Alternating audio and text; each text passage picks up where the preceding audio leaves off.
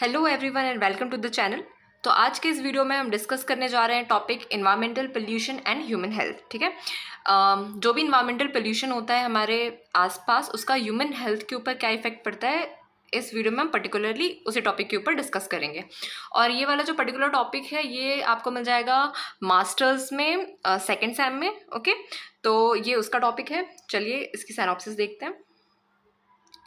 तो सिनॉप्सिस मतलब जो भी हम इस वीडियो में डिस्कस करने जा रहे हैं उसका एक छोटा सा ब्रीफ जो होता है पॉइंट वाइज मैं सिनॉप्सिस में डाल देती हूँ। ठीक है, तो सबसे पहले हम देखेंगे इसका introduction, types of environmental pollution.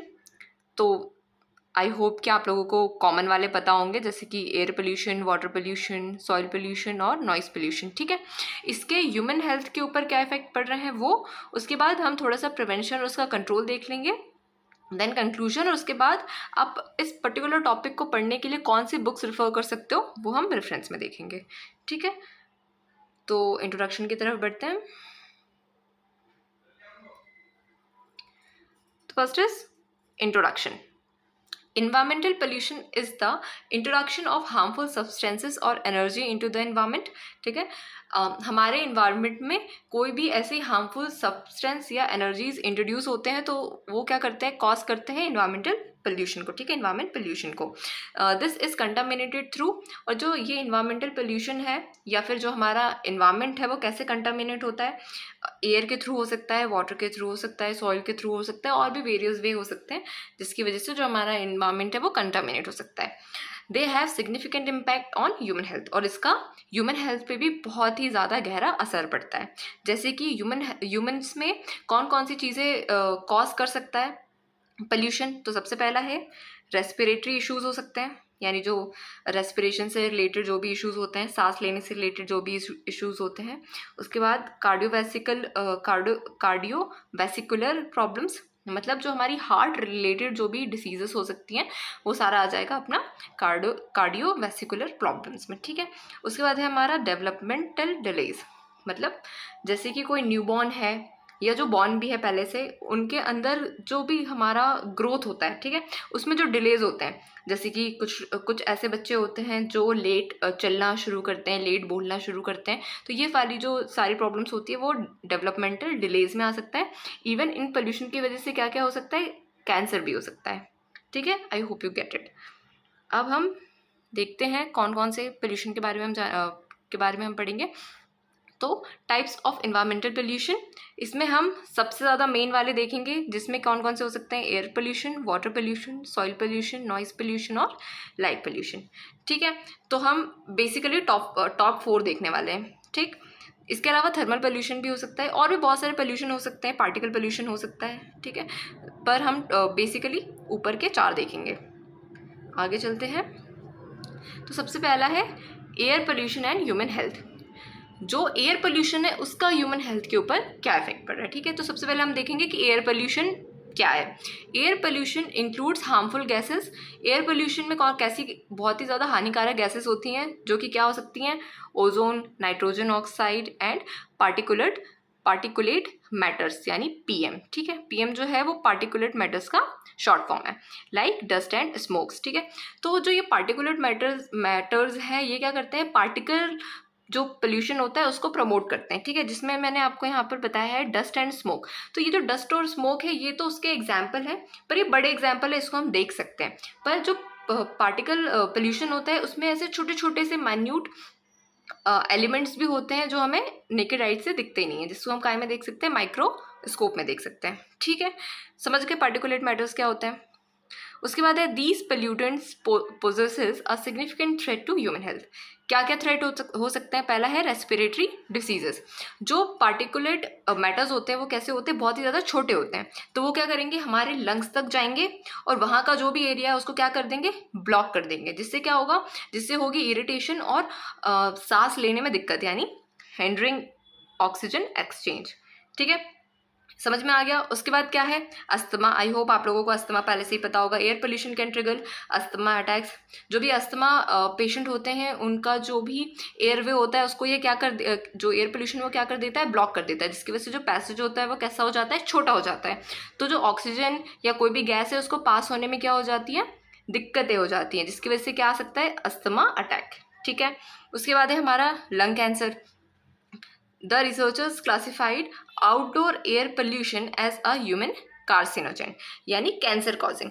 जो एयर पोल्यूशन है, जो बाहर है, जो हम ब्रीथ करते हैं रेगुलरली, उससे क्या हो सकता है, कार्सिनोजेन। यानी कार्सिनोजेन का मतलब होता है ऐसा कोई सब्सटेंस या एजेंट जो क्या करता है, कैंसर कॉजिंग होते हैं। ठीक है, तो ये क्या कर सकते हैं, लंग कैंसर भी कॉज कर सकते हैं, क्योंकि रेस्पिरेशन है, प्रॉपरली लंग से रिलेटेड है।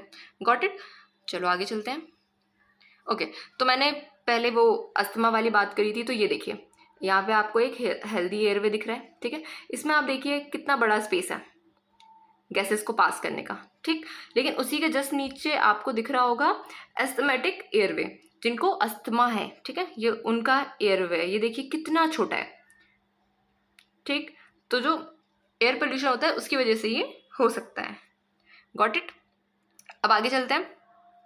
उसके बाद है वेसिकुलर डिसीजेस, जिसमें क्या है, air pollution also harms the heart and circulatory systems. जैसे कि क्या हो सकता है, ब्लड प्रेशर इंक्रीज हो सकता है, हार्ट फेलियर हो सकता है। ठीक है, उसके बाद क्या आ जाएगा, न्यूरोलॉजिकल प्रॉब्लम्स। न्यूरोलॉजिकल यानी नर्व से रिलेटेड क्या प्रॉब्लम हो सकती हैं। ठीक है, जो ब्रेन से रिलेटेड प्रॉब्लम है। ठीक, क्या क्या हो सकता है, increased a risk of neurodegenerative diseases like Alzheimer's and dementia. इसमें क्या होता है, जो भी हमारी सोचने समझने की जो शक्ति होती है, जो रीजनिंग की शक्ति होती है, याद रखने की जो क्षमता होती है, वो क्या हो जाती है, एक तरह से डिस्ट्रॉय हो जाती है, ख़त्म हो जाती है। ठीक है, जिनको भी ये पर्टिकुलर डिसीज होती है। Got it. उसके बाद क्या है, hydrocarbon present in air causes I irritation. जो हाइड्रोकार्बन है जो एयर में प्रेजेंट है, उसकी वजह से क्या हो सकता है, आई इरिटेशन हो सकती है, कफिंग हो सकती है, स्नीजिंग हो सकती है, और ड्राउजीनेस भी हो सकता है। उसके बाद CFC मतलब chlorofluorocarbon present in air damages the liver and vision etcetera in humans. और एयर में जो CFC यानी जो क्लोरोफ्लोरोकार्बन प्रेजेंट है, उसकी वजह से लिवर डैमेज हो सकता है। इनफैक्ट जो देखने की हमारी क्षमता होती है ह्यूमंस में, जो हमारा जो विजन होता है, वो भी इसकी वजह से क्या हो सकता है, डैमेज हो सकता है। Got it. तो ये था हमारा एयर पोल्यूशन और उसका ह्यूमन हेल्थ पे क्या प्रभाव पड़ रहा है वो। ठीक है, I hope you get it. हम इस वीडियो में जो भी चीज़ें पढ़ रहे हैं और देख रहे हैं वो बहुत ही ज़्यादा ब्रीफ है। अगर आपको इन सारे टॉपिक्स के ऊपर बहुत ही ज़्यादा डीप स्टडी करनी है तो आपको बुक ही रेफ़र करनी पड़ेगी, क्योंकि ये वीडियो है और इसमें मैं सारी चीज़ें आपको सिर्फ ब्रीफ में बता सकती हूँ कि आपको क्या क्या चीज़ों का ध्यान रखना है और क्या क्या पढ़ना है आपकी प्रेजेंटेशन के टाइम पर, या फिर हैंड राइटिंग जो आप करेंगे अपने CC में या असाइनमेंट्स में या जैसी भी चीज़ों में। ठीक है, तो उसके बाद हमारा आ जाता है water pollution and human health. Water pollution का ह्यूमन हेल्थ पे क्या इफेक्ट पड़ेगा, दिस इन्वॉल्व कंटामिनेशन और water sources with chemical bacteria and other harmful materials. इसमें क्या होगा, जो वाटर होगा वो किससे कंटामिनेटेड होगा, केमिकल से, बैक्टीरिया से, या फिर कोई और भी हार्मफुल मटेरियल से, जो भी पानी के अंदर क्या हो रहे हैं, डिजॉल्व हो रहे हैं और उसको क्या कर रहे हैं, पोल्यूट कर रहे हैं। Got it. अब the source of sewage water के क्या सोर्स हैं, तो सीवेज फ्रॉम होम, जो हमारे घर से सीवेज निकल रहा है या फिर जो इंडस्ट्रीज से निकल रहा है, वो क्या करते हैं, बहुत सारे वाटर में इंट्रोड्यूस करते हैं हार्मफुल बैक्टीरियाज को, वायरसेस को, पैरासाइट्स को। Got it. और फिर वो जो वाटर होता है वो कहाँ, रिवर में, पोन्ड्स में, ऐसी सारी जगहों पे बहता है, उसके बाद हमारे घरों में आता है और हम उसको पीते हैं, उसके बाद क्या हो जाते हैं, बीमार हो जाते हैं। तो वो ह्यूमंस में क्या क्या कॉज करेगा, सबसे पहले तो ये है डायरियल डिसीजेस कॉज कर सकता है, टाइफाइड फीवर कॉज कर सकता है, इनफैक्ट हेपेटाइटिस A भी कॉज कर सकता है। Got it. तो ये वाली चीज़ें हो गई हमारी वाटर पोल्यूशन से रिलेटेड। आगे चलते हैं। अब पहले वाले में हमने देखा था सीवेज एंड अनट्रीटेड वेस्ट से कौन सी चीज़ें कॉज हो सकती हैं ह्यूमंस में। आगे हम देखेंगे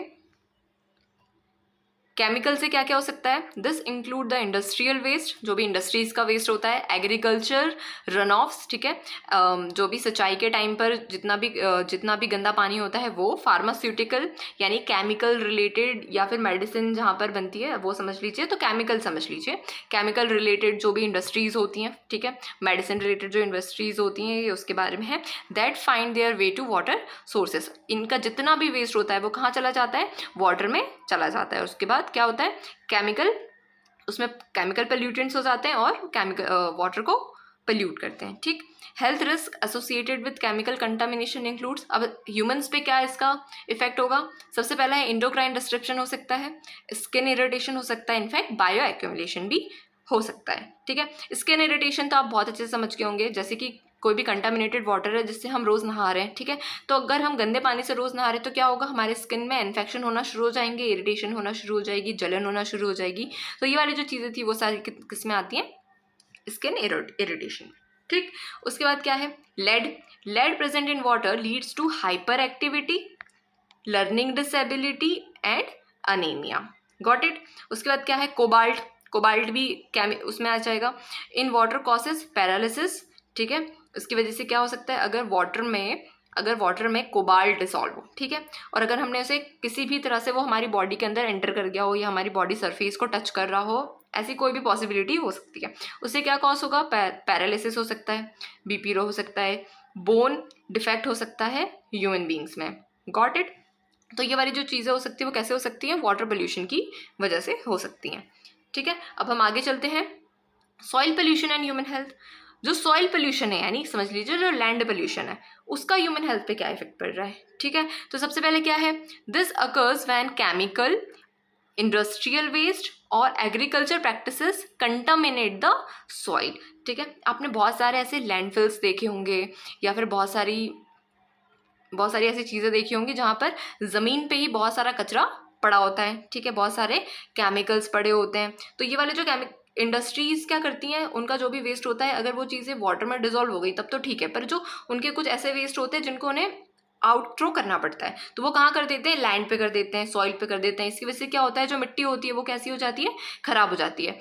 तो इसका प्रॉपर एक साइकिल बनता है, जैसे कि उन्होंने कोई भी ऐसे केमिकल्स वेस्ट या फिर इंडस्ट्रियल वेस्ट जो भी हैं उसको अगर लैंड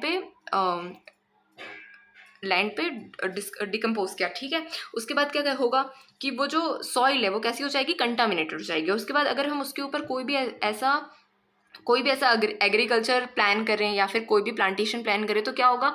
वो भी सारे कंटामिनेटेड होंगे। उसके बाद जो समझ लीजिए अगर कोई प्लांट है, ठीक है, कोई फ्रूट प्रोड्यूसिंग प्लांट है, उसको हम उस पर ग्रो कर रहे हैं, उसके अंदर से जो फ्रूट निकलेगा तो वो भी कैसा हो सकता है? हार्मफुल हो सकता है, और उसको खाने के बाद जो ह्यूमन है वो भी, उनमें भी बहुत सारे डिसीजेस हो सकती हैं, ठीक है। तो ऐसे करके ये सॉइल पोल्यूशन वाली चीज़ जो है वो काम करती है, ठीक है। The sources of soil pollution के क्या क्या सोर्सेज हो सकते हैं? सबसे पहला तो इंडस्ट्रियल वेस्ट हो सकता है, ऑफ कोर्स। उसके बाद क्या हो सकता है? एग्रीकल्चर वेस्ट हो सकता है। उसके बाद क्या हो सकता है? Accidental spill and leaks. इसका मतलब ये होता है जैसे कोई ऐसे हार्मफुल केमिकल्स जो एक जगह से दूसरी जगह पर क्या हो रहे हो? ट्रांसफ़र हो रहे हो, ठीक है, पर बीच में कुछ ऐसी कंडीशन आई जिसकी वजह से क्या हुआ कि कुछ वो केमिकल्स क्या हुए, जो हमारा जो सॉइल है, हमारी जो लैंड है, उसके ऊपर क्या हो गए? स्पिल हो गए, या टैंकर जिसमें वो चीज़ें आ रही थी उसमें कुछ लीकेज था, उसकी वजह से लीकेज हो गए। तो ये भी सारे जो रीजंस हैं या सोर्सेस आप मान लीजिए वो भी क्या हो सकते हैं? सॉइल पोल्यूशन के सोर्सेस हो सकते हैं, ठीक है। तो पॉइंट समझ में आ गया? इंडस्ट्रियल वेस्ट, एग्रीकल्चर वेस्ट, और उसके बाद accidental spills and leakages, got it.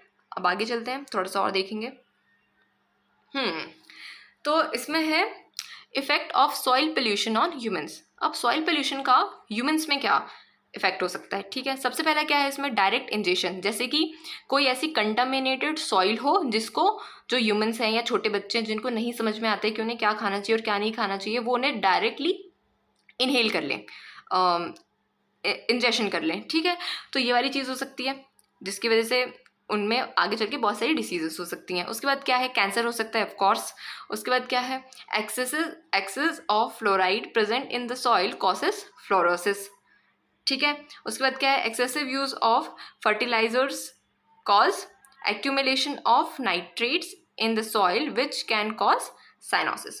तो इसमें देखिए, इसमें आपको एक डिसीज दिख रही होगी। इसमें क्या होता है? आपको यहाँ पे टीथ के डिफरेंट कलर्स दिख रहे होंगे। ये वाला सबसे क्लीन है, गॉट इट। ये वाला उससे ज़्यादा डार्क है, और उसके बाद ये वाला उससे डार्क है। इसमें क्या होता है? अगर जो मिट्टी है उसको खाने की वजह से अगर हम पल्यूटेड सॉइल को कंज्यूम कर रहे हैं किसी भी फॉर्म में, किसी भी तरह से, तो उससे हमारे टीथ पर ऐसा इफेक्ट पड़ सकता है।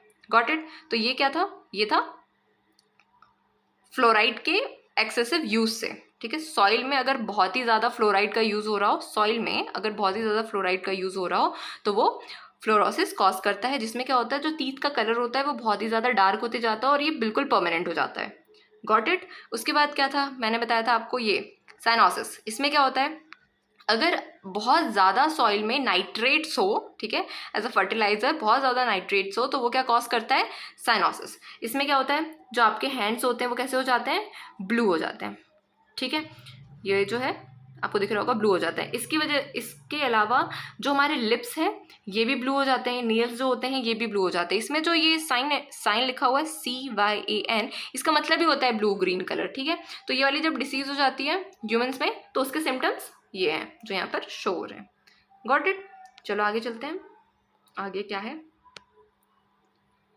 Okay, noise pollution and human health. Okay, तो इसमें क्या है, द एक्सेसिव और unwanted sounds that disturb human and animal life fall under this category. Got it? सबसे पहले क्या है, effect of noise pollution on physical health. जो हमारी फिजिकल हेल्थ है उस पर नॉइस पोल्यूशन का क्या असर पड़ता है। तो पहला क्या है, the physical damage two years, ठीक है। अगर बहुत ही ज़्यादा नॉइस होगा तो सबसे पहले किसके ऊपर इफेक्ट पड़ेगा, हमारे कानों के ऊपर यानी ईयर्स के ऊपर।